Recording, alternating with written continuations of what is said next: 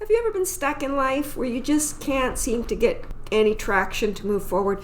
You know there's stuff you want to do or that you're aiming for in the future, but you can't quite get there, and yet there are things that are dragging you back from there, and you know you can't go back to where you've been, and you're just kind of in this limbo, this transition period. I have a journaling exercise for you. It's called W.A.I.T, and it's pulled from Psalms 143. Grab your journal, join me.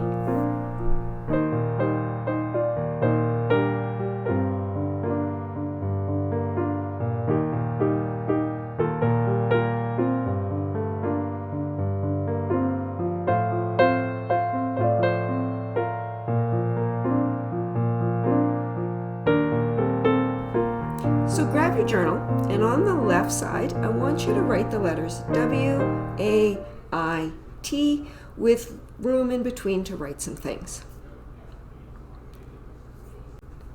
This acronym W.A.I.T can guide you through this prayer time and hopefully give you the tools that you need to gently shift what's going on in your head and to help heal your wounded heart. Of course, starting with the W, which is our first letter in W.A.I.T, the writer begins his prayer with a clear reason why he's there. He wants mercy. He wants relief. As you settle yourself to pray or meditate, ask yourself, why are you here? And by here, I mean like in this moment, journaling right now. What is it that you want from this time? What does your soul need? What is it searching for? Are you like the psalmist? Are you needing relief? Is there something you want from God? There's that old saying that says if you don't know what you're looking for, you probably won't find it. So just taking a few moments to get clarity, to know what you want, what you're doing, why you're doing it, to bring focus to this practice. Don't take too long, just a couple minutes. Press pause. The A stands for attune.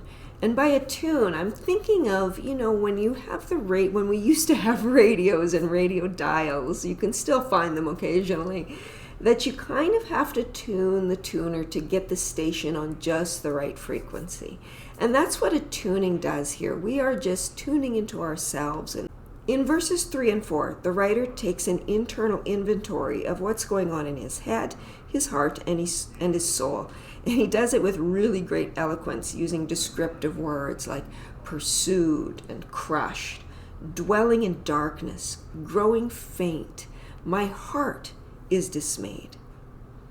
I believe, at least for myself, that we're guilty of only praying with our thinking brain, our prefrontal cortex, the part that edits and makes sense of things. It's a powerful part, but it's not all of us.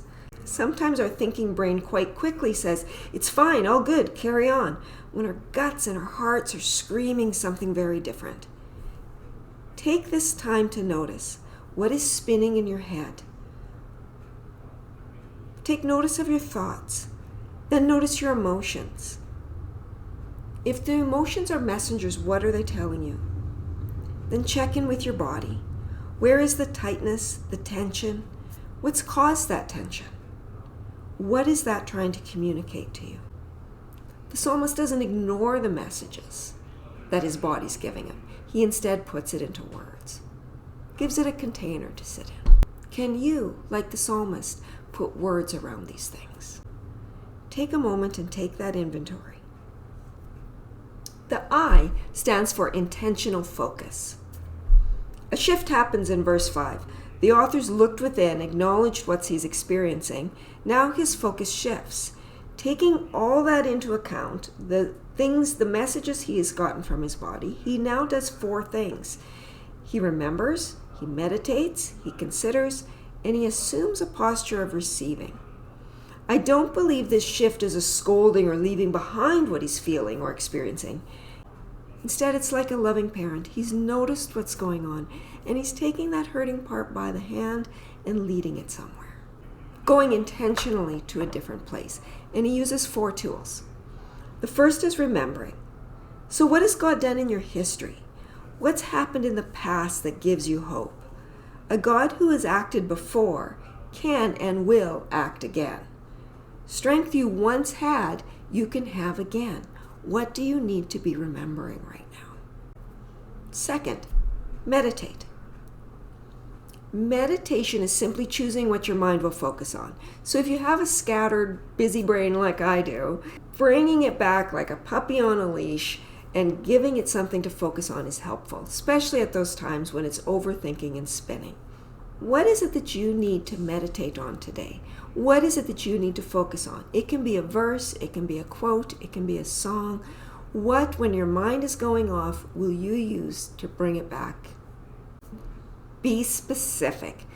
Get the specific song, the specific verse, the specific saying that you are going to use when you find yourself in that place today. Number 3, we have consider. The definition here is to think carefully about or reflect on. It seems to imply something controlled and deliberate, not a wild spinning. It's again choosing what you will focus on. What do you need to consider? The fourth part of what the psalmist does is he spreads out his hands and he uses the word thirst. Here our writer's considered what's going on in his internal system, and now he's turning outward for input. Assume a posture of willingness to receive, a posture of outside input, wanting to receive something to heal my internal spaces. It can simply be noting where your state of your heart is and opening it up. It can be opening your hands. It can be opening your mind. And with that posture, our writer prays, answer me, show me, rescue me, teach me, lead me, preserve me. Which of those stand out to you? Which of those do you need today? What can bring focus to your heart and soul? What will you meditate on? What will you consider? How does your posture need to adjust? T. As we're wrapping up this time, we get to the T, which is for Thanksgiving. Now, I want you to notice the author in Psalms 143 does not actually get there.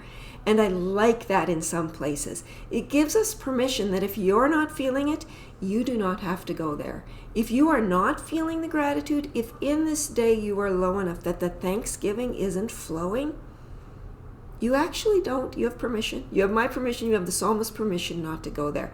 I put Thanksgiving at the end because there is a plethora of precedents, both in the Psalms and in studies on this, that Thanksgiving does something good for the human heart.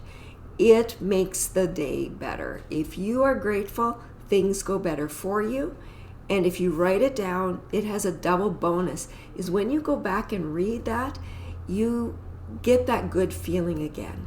Let's say you get a great feeling from, thankful for the beautiful sunset.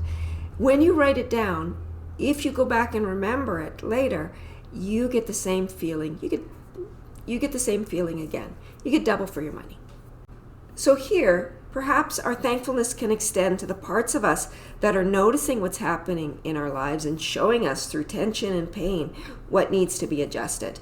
We are complex beings and can simultaneously lead our parts into remembering, considering, meditation, and thankfulness while holding our internal pain and discomfort.